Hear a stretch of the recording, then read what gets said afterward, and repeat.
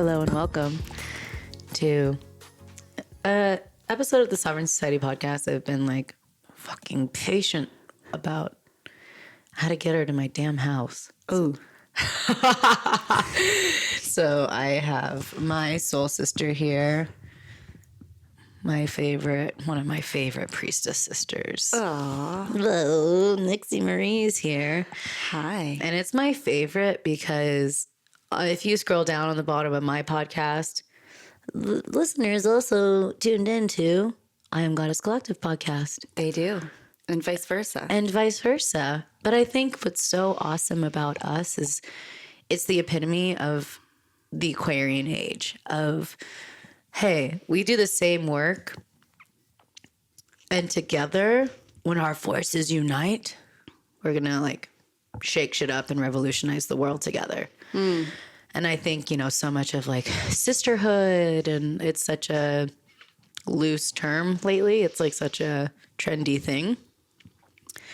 But between Nixie and I, there's no competition. It's pure, hey, I see you, you see me. Let's support each other to the best of our ability. Hey, I have an idea, Nixie. Would you like be open to hearing what I have to hear? Or like, hey, Sabrina, I have this idea. Would you be down? And there's just always this openness to express and to be seen and to hear one another and to actually be heard. Yeah, what I'm kind of hearing through that is what true sisterhood really can look like and what's really possible for us as women.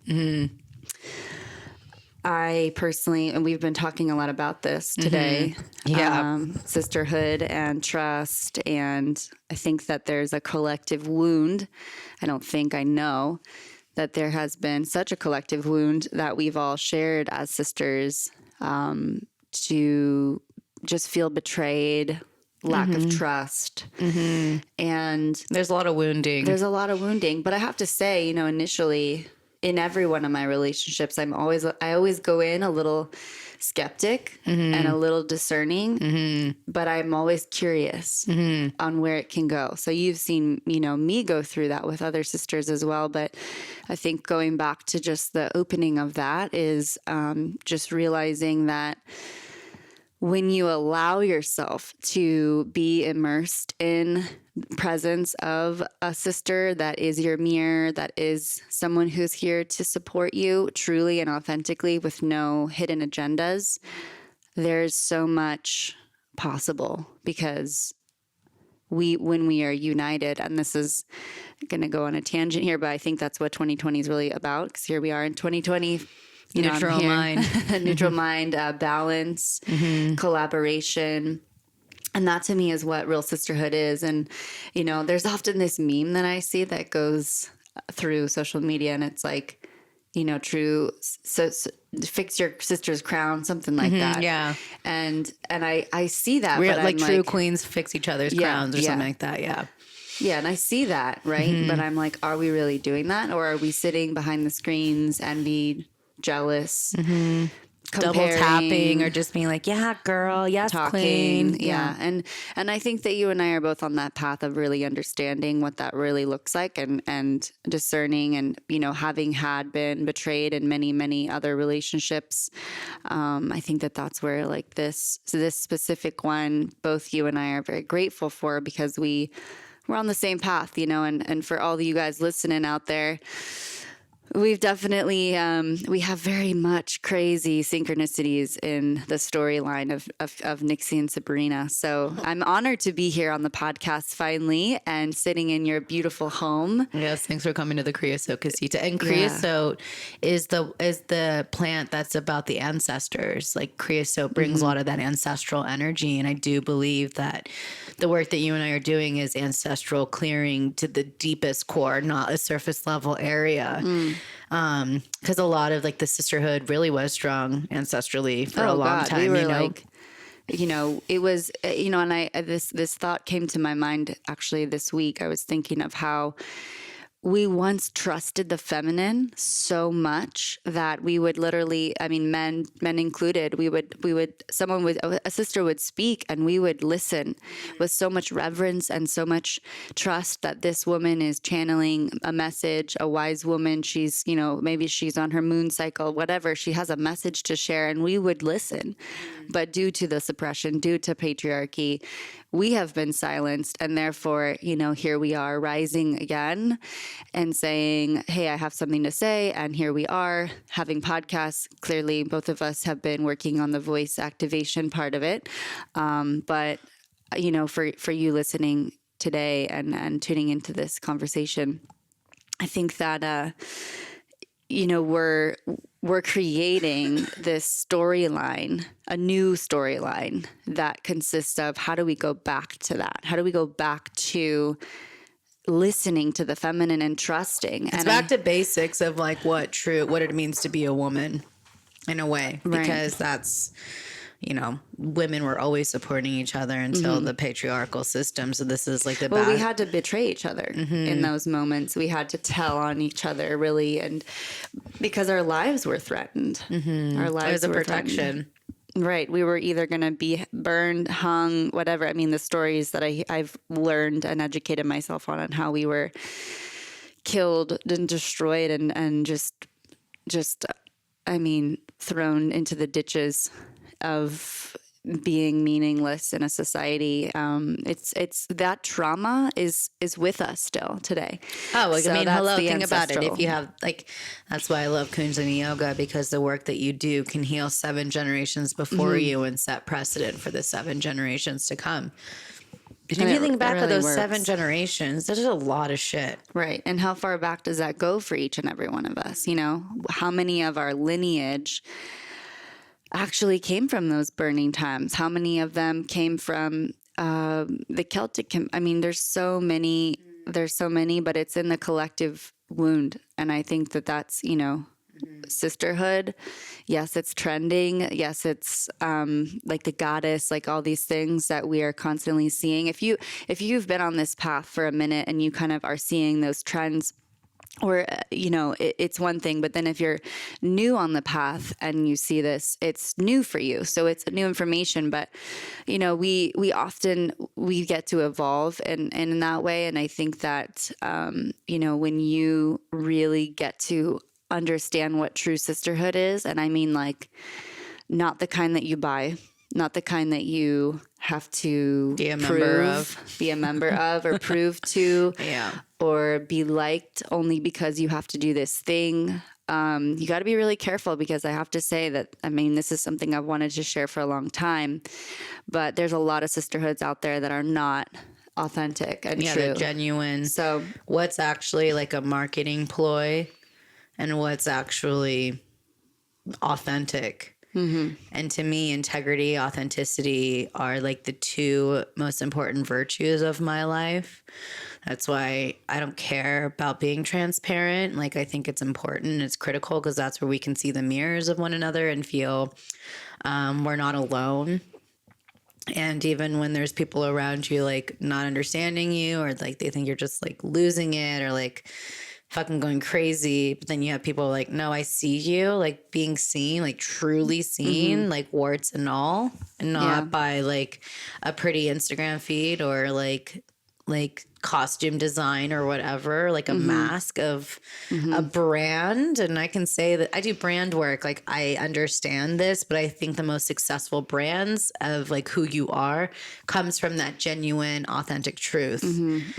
But you can't get to those truths until you've done the healing. Straight up. Like, that truth is the throat chakra, and it's so much of your Sat Nam. You can't live in your Sat Nam, and that throat chakra starts to get developed around the ages of Saturn return starting. So like 27-ish, So like the way that I see it, it's like 23 to about like 27 is like when the heart's really being formed. Think about all the revolutionists, and like they're all in their 20s, And then as soon as you start going through that Saturn return, it's that path of you speaking your truth. and like embodying your truth. But it's hard to also embody if you still have so much trauma of like heartache. And that can be from betrayal. It can be from death. It can be from, you know, betraying yourself, not just from others, but. Well, here's the thing. Whenever when someone betrays us, it's a mirror, most likely. You know, if you are, it's a pattern you allowed to be you accepted because. Right. Yeah. And if you allow, you know, if you hurt someone, you're really just hurting yourself. And when we allow for other people to betray us, we are betraying ourselves. So I think, you know, in the root of conversation of the sisterhood wound and the healing of that, you know, and the allowing of a woman to betray, you know, it's really just us seeing ourselves to some degree that, you know, we need to see, and there's healing in our own path in that. But, you know, I'm kind of hearing this question pop up from maybe someone that's listening on like, how do we know if we found our true sisterhood, or how do we find that? You know, some out there who don't have that yet.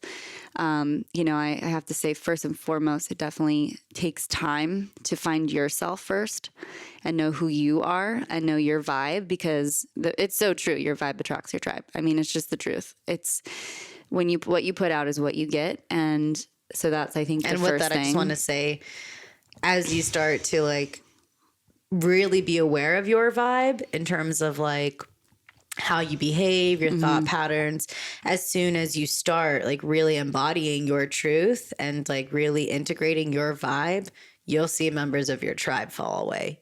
Oh, effortlessly. Yeah, for sure. That's effortlessly. Yeah, because you start to raise your frequency, or you just start to become aware. No longer a vibrational match for those who are around you. Yeah, that's a great point to add. I think too that once you're clear on that, once you know what you love to do, who you are, what you know, loving yourself unconditionally for what you love to do. Like, you know, I think one common thing that Sabrina and I have, we love to dance. We love to listen to good music. We kind of come from like the past. That's how days. We found each other. Yeah, we found each other through a festival that we both love. And it's not often I find a lot of women who are like doing the work and down. Like there's a mixed bag sometimes out there. So I have a small handful of those women. Yeah. And my other two soul sisters, Natasha and Mariah, like they get it too. But they're all women I've met in the festival, and wow, like they do the work. They're not as active like as you and I are in the spiritual, like, I don't even want to say I'm spiritual influencer community, because I hate that. But like people who are actually stepping up. You know, this is the way I think. I think we have to look at it too, is like, we just chose to listen to a call. Yeah. We just chose to say, hey, you know, when I have this thing that I want to do because I'm getting this call, and mine was really to step into my voice. And that's what it was. Mine too. And that's always been my intention, is to just follow the call, follow the breadcrumbs, follow what's being presented. So, and answer it. Yeah, and answer it. So if you feel that, you know, follow the call. When the phone's ringing, answer, pick up that damn phone, because we need that right now. And that's where I think like a lot of people are hungry for, looking for those people that are awake, or looking for the guidance. And the people that you search for to teach and to lead, please make sure they're embodying it, like truly, and not just like a pretty photo shoot with like a good copy on an Instagram post.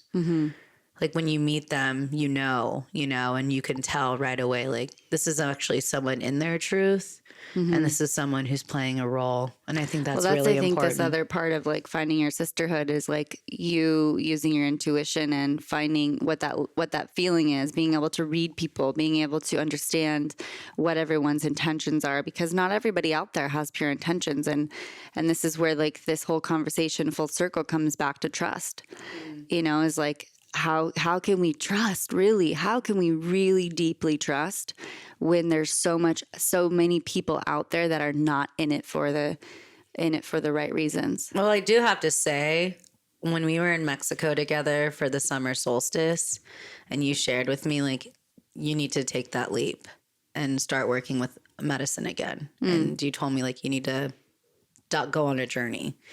And I was terrified for fucking 7 years. I didn't touch anything in that sense, you know?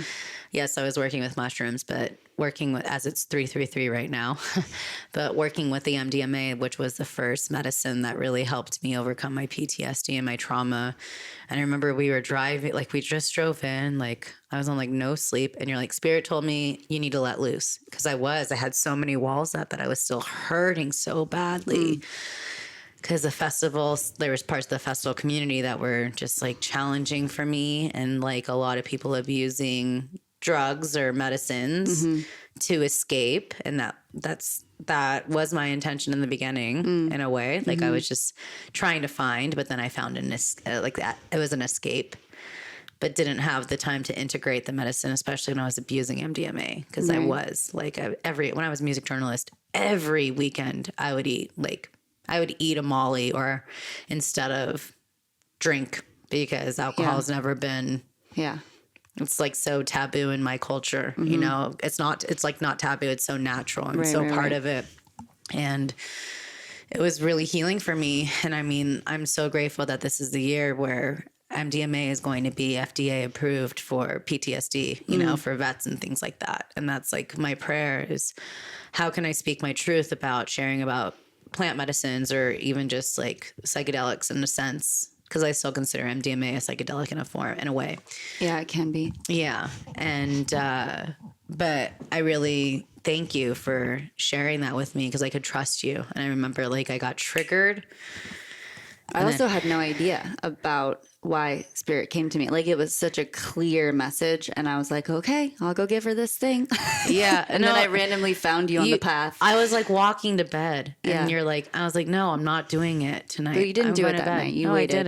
I didn't. Yeah. I was like, I need to go to sleep, and I need to take care of myself, but I'm open to exploring and just like microdosing or whatever. And it, ever since then, it reignited, like, it brought me back to something that I was craving for 7 years of like trauma that needed to be, of like accepting to like open myself up again, because I had so many barriers of protection because I was betrayed, and like it was challenging for a really long time. Like, you know, the 7 years after I got struck by lightning and had that difficult LSD trip, it was just hard to be. I did my best, of course, but I made some mistakes along the way. I'm human, and thought like I was just getting involved in like the spiritual community like a couple years before, and I thought this is how you do it, and like the social ladder climbing shit, like not the path. And I knew that, and I was like, well, how else? Like I need to get my medicine out there. But how I got my medicine out there was like I needed to come back home to myself. And I needed to be like genuine with myself and like speak about the things that have healed me without fear. So even talking about this now is like a huge part of my healing, because otherwise I'd be doing a disservice to my path and my journey. So I felt safe with you to go there and to embark back on that piece of me that was yearning for love from myself. Not from anyone else, but for myself.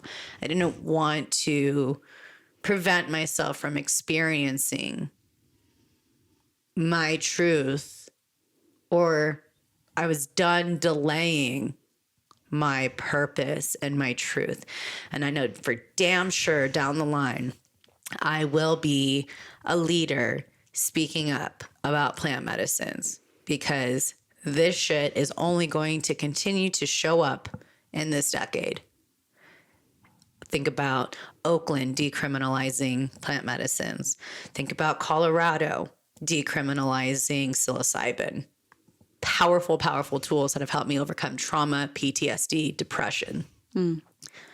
So thank you for giving me that invitation to allow myself to embody my truth unapologetically, because there was so much fear for a long time of stigmas or like legality, things like that. But I mean, shit, like think about, it was like all the being a woman and to vote and things like that, or being a person of color and like having to sit in the back of the bus, or like only can drink from like non-white water wells or something like that. Sometimes there needs to be that form of rebellion when things aren't working. And that's why like people like Alexandria Ocasio-Cortez, who's on a mission in Congress to shift the plant medicine conversation and to start bringing more of this awareness. And that's where my path is going more politically. And so I thank you again for listening to that and giving me that invitation and for holding space, because there was a time where I was under the influence, I was under the medicine of the MDMA, and I had a fucking trigger come up, and you came up to me and you're like, oh, something's wrong. And I just like cried in your arms.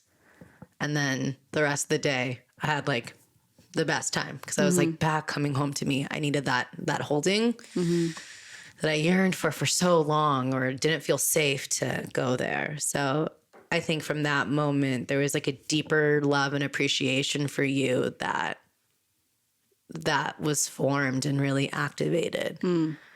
So I thank you for being there for me during a time where it was like a piece of healing that I was waiting for that opportunity. And that to me is what a sister does.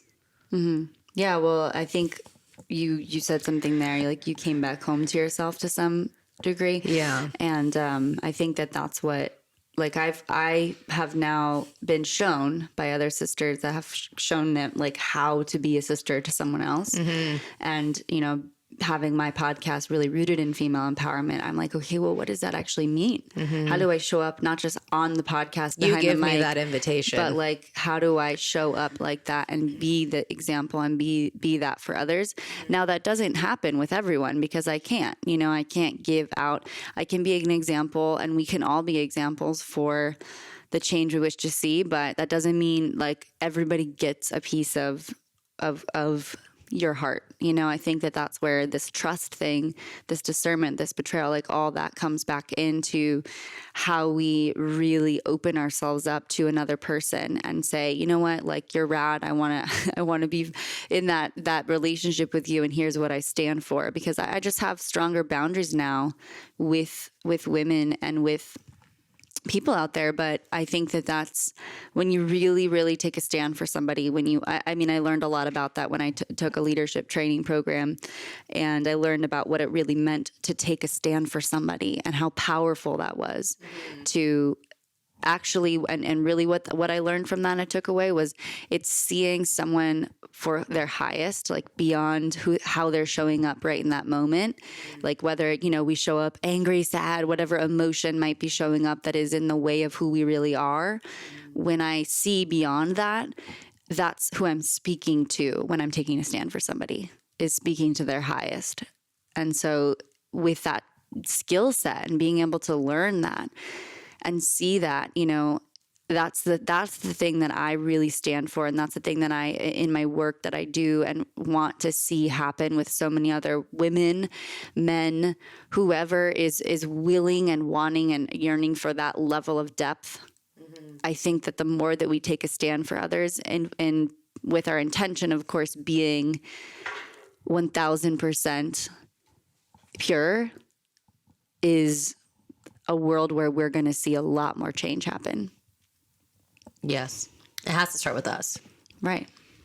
It has to. And I think like growing up as one of the boys is because even when I was younger, I knew like I didn't have the women I knew I was capable of having in my life.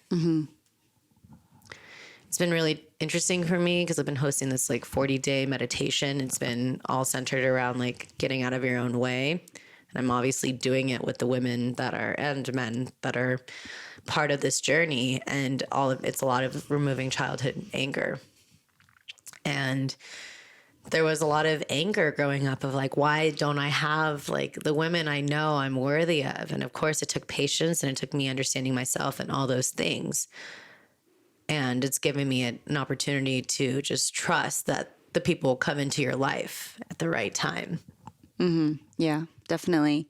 And it takes time to really work on, like, do the inner work in knowing that the relationships that you're calling forth you're actually being it.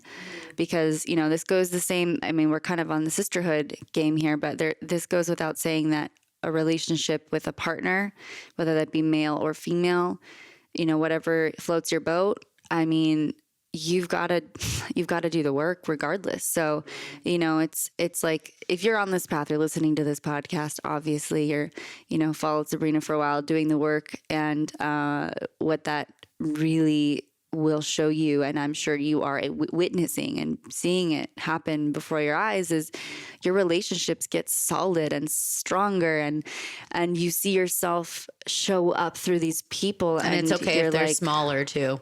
Whoa, whoa, this is powerful, you know, to see the types of people you start to call in and the impact they're making because you're wanting to make an impact, or etc. But, you know, I think we all, at the end of the day, we crave that tribe life. We crave community. We crave, you know, connection, intimacy, love. And when we allow ourselves to feel that from another person, I mean, that's where the trauma, you know, all those stories that we have, it really works through the healing of that. And we can't go forward anymore in isolation, you know? So, you know, if you're on that journey of like calling in your tribe, or even if you have your soul sisters and you're so grateful for them, you know, be in full realization that together you are stronger. And this year is the year to really put those words into action and be willing to show up. Show the fuck up. Mm-hmm. Yeah. Mm-hmm. Yeah. Show up. How do you expect someone to find you if you're not putting yourself out there? Because it's crazy. Well, yeah, it's like the dating world. It's like you say, "Oh, I want to find my dream partner," but you never leave the house. You're not even on a dating network. Like, you're not doing anything to allow for that to come forth. You know, you can't just, the mailman's gonna knock on your door and be like, take all my packages. Like, what? No, I mean, maybe, yes, maybe, but crazy put yourself out synchronicity there. in that sense. That would be cool. If any of you guys have one of those stories, I'd love to hear it. How you fucked the mailman and now you guys are soulmates forever. Let me show you my package. Yeah, but no, but it's, you know, and like I said, like, what I love about our relationship is that, well, you're a Sag, I'm a Gemini, so there's already that. We're the opposites. That opposite, and there's so much I learned from you, you know, of like the person I want to aspire to be, and I hope I do the same for you. Yeah, it's pretty mutual. Yeah. And we also are like, we understand, like, we're both burners, and we live by the ethos of Burning Man and the self-reliance and the collaboration and the involvement. Like, we truly live the principles of getting Burning involved, Man. getting your hands fucking dirty. That's my favorite part. Yeah. I love that part. And you know what? I recognize when another woman is willing to get their hands dirty to do whatever it takes to see the results of whatever is calling them forth. And that's what I see in you. And the people that I invite into my space now, that's pretty much what I see. That's what I need. It's a non-negotiable for me too. It's like, if you're not willing to get your hands dirty, you want someone else to do the dirty work for you. That's not sustainable. Good luck with that.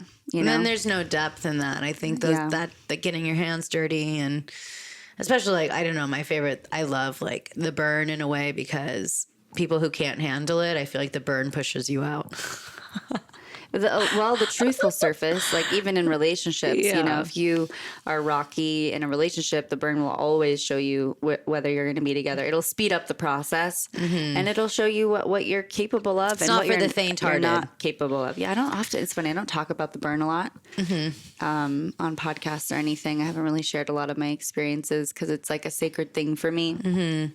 But when it's like rooted in what it really has created for me has just been that participation aspect of it, of being the one who creates, because it's not somewhere where you go experience it. There's a difference. And this is what my burner sister always reminds me, is that there's a difference between someone who just attends Burning Man and actually participates. So, you know, I think that that's a mirror for how we need to be in life. Like, are we participating in life, or are we just there to be there and be seen? I just think last night, Nixie and I saw Stevie Nicks. Oh, yeah, that. That's why I came out here, you guys, to see Stevie. Yeah, she the came legend. to see Stevie. I had to get Stevie Nicks to come out for Nixie to finally come. I'm just kidding. It was a good play. No, but when the lights came on, trash all over the floor. Yeah, don't get me started on that one. Livid. Actually, I'll rip on this. Yes. Yeah. Livid. Go on. I was pissed because here I am. You know, I've been through many layers in my spiritual process, awakening, coming into my own, and now my reality, my awareness is communing. I live in Topanga and nature, so I hear a lot of her messages all the time, and I've always had, since day one, connection to nature. She's always been my greatest teacher. I spent my days out in my backyard. I was never inside. I never, like, people ask me, did you see that movie? Like, to this day, I'm like, no, I never saw that movie. I just never watched TV. It was never my thing.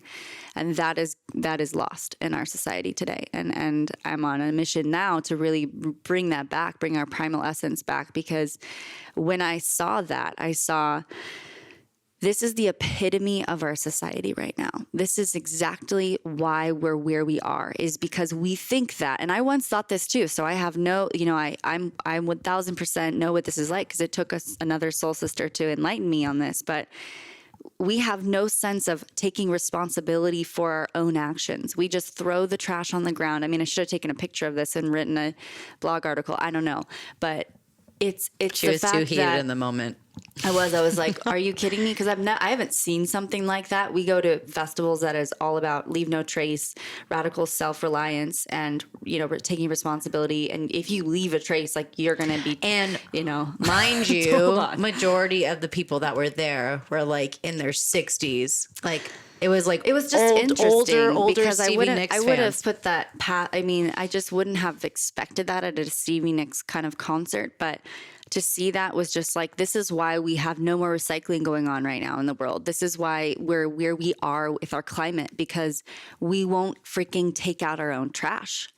We won't pick, like, why this is funny because I was just in Thailand, and my boyfriend and I were like thinking, okay, we're walking through the streets. I had just eaten something and I have trash now. And I said, where do I put the trash? There's no trash cans anywhere. He said, it's not really their thing in China. No, we're not in, we were in Asia, but he said in China, they take their trash home with them.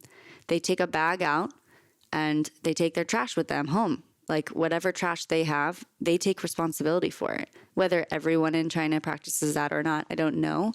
But I think it's more of the Chinese principle, philosophy, way of life is leave no trace. Like, we are here to experience the planet and its beautiful essence, but we're destroying it by that. And yes, someone's going to come pick it up. We watch these guys come out with blowers after that, and they're blowing all the trash and rakes and stuff. But it's just like, why would we even rely on another human being to pick up our own shit? I picked up a cigarette butt on the floor that was still lit, because I was like, yeah. And this is where it's just like responsibility in your life. Guess what? How we do one thing is how we do all things in life. If you're leaving trash on the ground for someone else to pick up your shit, how else is that showing up in your life? Where else is it showing up? It's somewhere. I invite you to dive deep. So, and I've been there, took, again, a soul sister to say to me once, what it told me, what she told me, which totally worked, was, the more trash I pick up in the world, the more fairies I will see. And so I, of course, was like, and I wasn't really into magic yet. I hadn't quite had my awakening. So I wasn't really, but it somehow worked. And it actually didn't work right away. It took me a little bit of months, kind of like your friend just barged in with her whole spiritual awakening, and like things landed now that they didn't before. That's how it was. It was like, I didn't even know or think about that stuff. I just didn't care. And she was like, do you even give a shit at all about our planet? And I was like, no. But this is because I was hurting, you guys. Like, I was hurting. So this is, there was no awareness. Why going back to the inner work is the work, because this is it. And I was actually on my way here listening to another podcast called Climate One. I'm, clearly deep in this whole like environmental, how can we make a change? This really feels like my message now. And this person on the show, he's saying how the biggest thing that we've neglected aside from the environment, because it's clear, you know, through for politicians, the whole like, you know, governmental systems, we've neglected the environment. I think that's clear now based on the results of the climate crisis. Yeah. But the biggest thing, he said, the greater thing that we've neglected, and this was hard for me to swallow for a minute here, was the American human mind. That we've neglected that more than we have neglected the environment. And due to the neglection of our human mind, we've then therefore manifested this environment that has wreaked havoc on, you know, our lives, the environment, Mother Earth. And this is why, I mean, full circle, everything comes back to the inner world creates the outer. This is my work. This is what I do. I work with homes. I work with, let's create a sacred space, environment that feels like you are thriving. But that can't happen because I could sit here with you and go, okay, you've got clutter, you've got all this stuff, you've got XYZ. We can't even get rid of that shit until we look at your mindset. We can't we have to look at the trauma, the root of the problem. Yeah, before think of we all just the hoarder try shows. to clear the exterior. So as we try to clean up our environment, we have to look inside. Mm-hmm. So it's a conversation. It's a big one. And I mean, that's like, that's why I brought up Burning Man too, is because in festivals, I'm so grateful I have a community of people that are very aware of it. Mm-hmm. Yeah. We care that much. Like there's people called the trash warriors. I mean, the trash pirates. Pirates, whatever they're called. But I've had them on the podcast before. Oh, cool. I filmed Moon and Sophie at Desert Hearts in the dumpster. Great. And it was great. Perfect. Talking about it. At the time, like I was sober at the festival and just finished teaching a Kundalini yoga class. And I was like, I need to showcase this and share this conversation because it's important. So it's in the show notes on this website, on this episode, whatever. I can't even think right now because I'm just like, I was just so disappointed leaving and then running into like childhood friends that I haven't talked to in like 7 years. And then being like, oh, someone's going to take care of it. Like, motherfuckers. Like, that's the thing, though, is like, we're going to get to a point where there's nobody that can take care of what we've created. But I just pray that, like, our generation is a little more aware of it. That essentially, like, those other, the older generations will it needs to be acted now because we only have so much time with the planet. Well, and here's the other aspect of it, you know, going back to sisterhood, it's like if you're listening to this right now and you feel a little spark come in like, oh, I could do better. You know, none of us are perfect. I'm not perfect. I'm just starting this really rooting this journey into my own like lifestyle and how I can make changes. But if you're listening and you have a friend who does stuff like that, like just say something. Educate them. Tell them to listen to this podcast. I don't know. Just get the message out. That's how we support you know what each I think other. would be a really great gift that you guys should start doing? Like start buying like reusable fork sets and give them as gifts to people. Mm-hmm. Or like a reusable cup and give them as gifts. Because for me, I have my reusable water bottle. That's a non-negotiable. I don't know why people buy water bottles anymore. Yeah. Well, we had to last night for a water at a festival, which sucked. Yeah. But that's like, why don't we have refill stations? Yeah, because they were taking away. I mean, a lot of places take away people's water bottles and stuff. Right, like, which is idiocracy. Yeah. I know. It's insane. So we had a little bit, we had like water in a glass bottle and we had a little bit left. And I'm like, we're just going to take the one that has which obviously I get, they don't want people sneaking in stuff, but okay, maybe we open the cap and smell it. I mean, I don't know. Yeah, I know. They want to make money off that water. Right.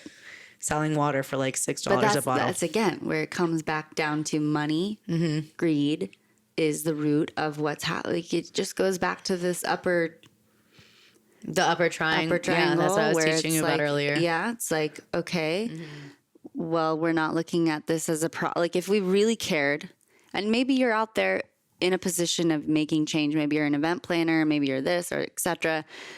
That's what we've got to do. It's just like, okay, no more of this, and how can we get around it? How can we make the change? Because we're here to create a new paradigm, period. We cannot keep going the same way we've been going. You need to use your voice to speak up. That's why I like having this conversation. We were going back and forth like, do we want to record this? And then when I'm like, no, I want to. Like there's something that's coming through that if this is a way that I can help start a new year and a new decade by educating about sustainability and, hey, this is the Aquarian Age. This is a time of cooperation. Let's cooperate together and implement that change. Ask for that change. Use your voice to say, I want this change and I want to see it.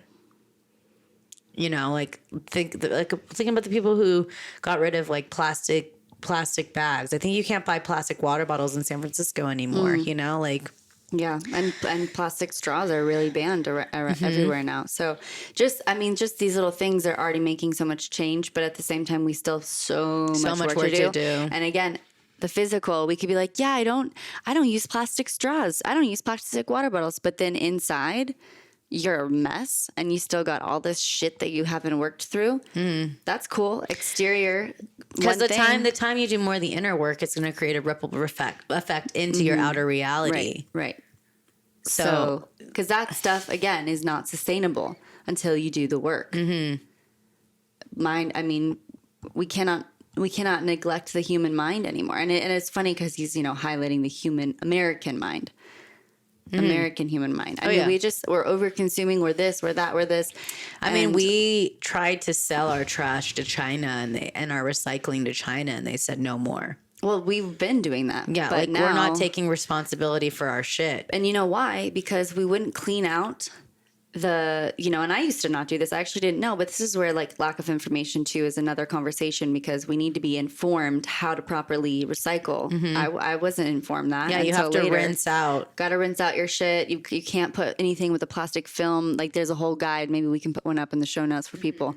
But it's us that we didn't take responsibility. So now we're paying the price. Everything's going to landfill right now. Now there are people who are in office and everything that they're trying to find a solution, but I still recycle because I feel better about knowing this might end up somewhere. But, even with composting is like another big thing that we can be all doing because I just learned this, that if you have all this waste from your veggies, food, whatever food waste, if it's wrapped in a plastic bag, it actually creates it creates a gas into the air that's actually like monoxide. Something like that. I can't remember the term, guys. Sorry about this. But it creates this carbon dioxide in the air that is actually what's a big cause of the problem with the climate crisis. I mean, think about Trader Joe's. Think about Trader Joe's. How all those people protested about Trader Joe's that everything's wrapped in plastic. Well, they're starting to make changes. That you can't even go into. They have a sign on their like doors at Trader Joe's, like no camera equipment allowed, because people were going into Trader Joe's and filming what was going on, like Greenpeace and all of them, like all these protesters. I love Greenpeace. I donate to them. Yeah, they were going. They were going in to expose, like, why does this thing? That's why I shop for my produce at farmers markets. Yeah, because one, you can taste the love going into the food. Yeah, it's not wrapped in plastic. It's locally sourced. And you meet the people that are like, they grow your food. They're like, you're supporting families. I grew this avocado yesterday. I gave it some love. You're like, yes. Yeah. Yeah. Yeah. I mean, just these small changes, like making that choice to go to the farmer's market. That's how you become a sister to the planet. There you go. Like, how do you expect to really be in like sisterhood and relationships? Like, that's why I call it a holistic experience. It's all interconnected. It's all holistically interwoven. Yeah. So are you actually like giving a shit about the planet? And how does that, are you actually giving a shit about the relationships in your life? Because if you give a shit about the relationships with your life, if you give a shit about the planet, if you give a shit about the people who listen to your information, whatever, that's going to create the true ripple effect for change. Well, it all starts again with us, but I think that you just kind of nailed it there, is be the sister for the planet, be a sister for your sister, like show up, be a an sister example. for a brother too, because brothers. This is the thing. We were talking today, like I know as we recorded, it's the Women's March and stuff today, which is, oh yes, it is, which is fantastic. But being one of the boys growing up, there's so much of that toxicity that they're really working on, especially the men that are our generation.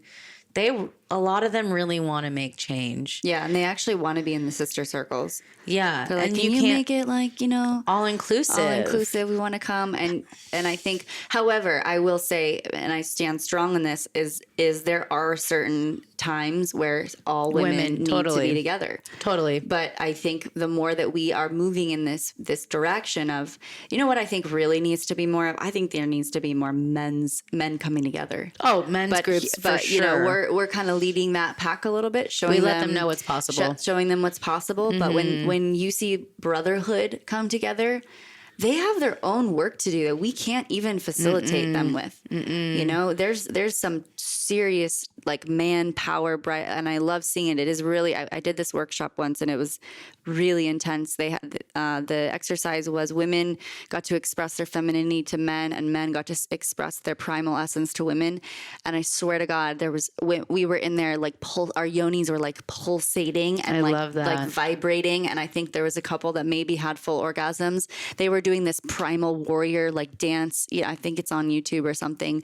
And the energy that they were putting out was so powerful. I'm feeling it right now. Like it was so incredibly powerful. It was like, wow, this is true masculinity. Mm-hmm. And that right there, I mean, more of that, please. Mm-hmm. More of men tapping into their true masculinity of using their power for not distortion, penetration, and like, oh God, like action, sex. There's just so much more to this masculine culture than what we've seen, but we're coming together. I mean, divine dance of that. And I think as we support the men and allow them and hold space for them and teach them, that's also like sister for a brother. It's real. That's just, to me, it's like I said, the first time I did ayahuasca, the last message the grandmother showed me was like, don't forget about the men. And then right after that, Luke Story messaged me, was like, yo, would you want a cosmic dude on your podcast? I was still a Sovereign Goddess podcast then. And I was like, yeah, I'm totally down. And ever since I had that, it felt more balance. I definitely felt like, oh yeah, this is how I can be really all inclusive for change. Because I don't believe the future is female. I believe the future is all inclusive. And, I think that's the most critical thing. We have so much of the trans movement happening too. And we need to bring in all people, the planet as well, because this is how we're going to really revolutionize and change things. If it's all women, it's imbalance and the pendulum's going to swing. But it already has swung in the matriarchal way. It has swung so far to the left, so far to the right, and now we really get to actively work on how do we get it right in that juicy middle. And I think that's what this year is about. That middle point. Yes, 2020. 2020. It's crystal vision. It's in Kundalini Yoga. It's a 4-year. It's the neutral mind where you can see both sides of the coin to recognize it's a coin. You can't have life without that male. You need that sperm. Sorry. Like, that's fact. Yeah. That's fact. Even if you're a same-sex couple and you want to have a kid, you need to ask one of your homeboys, or you go to a bank and get sperm. You still need that component to create. Mm-hmm. And we have to remember that. And even in our own in business aspect, having the structure is the masculine for allow that feminine creative essence to flow in that feminine. Mm-hmm. And so that's where I've had to really, how can I use that with my business then? If I want to have sisterhood, I've got like incredible women in my life that I've been praying for my whole life. I've got men that are waking up, and I'm going to continue to call in more conscious men the better I get my systems with my own business too. Because every layer and every aspect of my life coincides together. Mm-hmm. There's no separation. Mm-hmm. So if you are a business person, start looking at those systems as well. Do you give yourself enough time to self-care? Do you give yourself enough time with boundaries? Do you have your systems and operations set up? Those are aspects that can help you strengthen all the other areas, because they all flow and bleed into each other. Mm-hmm. And those are the things we need to remember. Like, entrepreneurship is only going to continue to rise because people want to answer the call. And we've got so many resources out there now, with the internet, with all these mentors and books and coaches and conferences, and, there's more support to take that leap. And of course, like, starting a business is not fucking easy. There's challenges, but if you really want it, you're going to persevere and go through it. And along the way, give yourself the time and the opportunity to reflect back on why you started. Is it for the money? Is it for the greed? Is it for a pure intention? Or is it to make a difference? Yeah, those are all important questions for sure. You can ask them to yourself even in relationship. You know, I think just asking yourself what your intention is in all the things that you do is, it'll change your life. And if it's not pure, go dive in deeper as to what started that patterning. Where is that fear? Where is that scarcity? Subconsciously, inner child, 0 to 7. Like, it all goes back to those prime ages. And I know for me, I've done so much of the deep inner work so that my kid doesn't have to go through the bullshit I've had to go through, that my mom had to go through, that my dad had to go through, that my grandparents had to go through. I'm, as a dark night of the soul generation, as they call us, I'm choosing Is that what they call us these days? I'm choosing to end it with me. And it's been a lot of work. But I know what's on the other side of that is beyond my wildest dreams. And we have to remember that. It takes work, but it's going to be worth it. And especially on the awakening path, on the spiritual path. Normalcy, who defines normalcy? I don't want to be a sheep. I don't want to be asleep. One of my girlfriends from college, like my first friend from when I transferred and from Chapman, she came through and she's starting deep on her spiritual awakening. And I was just like so blissed out, so happy to hear that she's waking up and realizing like, God, like life was awesome when I was asleep, but now like I'm waking up and it's like there's a mourning that I have to go through. Yeah, that happens. But the people that you're going to attract once you get through that other side are going to exceed expectations. I mean, that's how Nixie came in my life, truly. It's because I did the work. And then doing that work for so long and isolating myself, which there are moments when we need that isolation, but I isolated myself too much and hermited because, again, it was that trust factor. As soon as I started opening myself up, I met her on the dance floor, but we were messaging each other on Instagram back and forth. But the opportunity came up. I meet a lot of good people on the dance floor. Me too. I met my man on the dance floor too. Because it's like the place I'm in I'm just flowing. Authentic. It's like me and my happy place. And like music, it is that blood that really unites us. And being a music journalist and then coming into this, like I will forever be devoted to my festival community. And it may evolve over time, but the people I've met through there, like those are my best friends. I have a couple of people that aren't in the festival community that are my friends, but like the people who truly, truly see me and understand me, they're a festival family. And that's a gathering place of people who may, quote unquote, be spiritual or not. But guess what? I still fucking love them because they're human. So if you're on that spiritual path and you think you can only hang out with spiritual people, you're in for a fucking rude awakening because then you're not understanding what it means to be spiritual. Yeah. Because I always say Jesus loved the leper. Well, you know, Jesus really didn't walk with hierarchy. He walked amongst The people. the people. That's why I love Bernie Sanders, man. Yeah. I remember when I was, for those of you guys that haven't followed my work, I own a green cleaning company and now practice Feng Shui. But when I initially got started in the cleaning work, it was really hard for me because I was so afraid of judgment and what everyone's going to think. And I was just starting my podcast around the same time. So I was having this really weird disassociation with my image. And so I was fully accepted by everyone around me, but online I was freaked out. Okay, what if people find out what I'm really doing behind the scenes to make money, to fuel this passion? You know, it was very rooted in deep healing that I had to go through. So it was like an initiation for me. But when I told my man finally, because I would always say I'd have clients, but I was afraid to tell him what I did to make money. And you know, he always felt like he was just too, like I wasn't enough. There was a lot of that too. And he said to me, well, you're a healer. Jesus was a healer and he walked around amongst the people. So what makes you think that you're supposed to be over there in this hierarchy? Like, Oh, the false light. oh yeah, there that is. And that really opened, I mean, that was like all I needed to hear to be in full, okay, this is what I'm doing. And, you know, now it's turned into a much larger company and I have a team. But had I maybe not have broken through that, maybe there wasn't that success on the other side. And, you know, it's a slippery slope. But I think that's where when we really do that work, follow the breadcrumbs, like understand that, like you said, you know, we've got to really show up and just like bringing it back to sisterhood, because I feel like we've kind of really rooted that into this conversation is had I have not really felt supported in that, I mean, it's just a different journey, different road.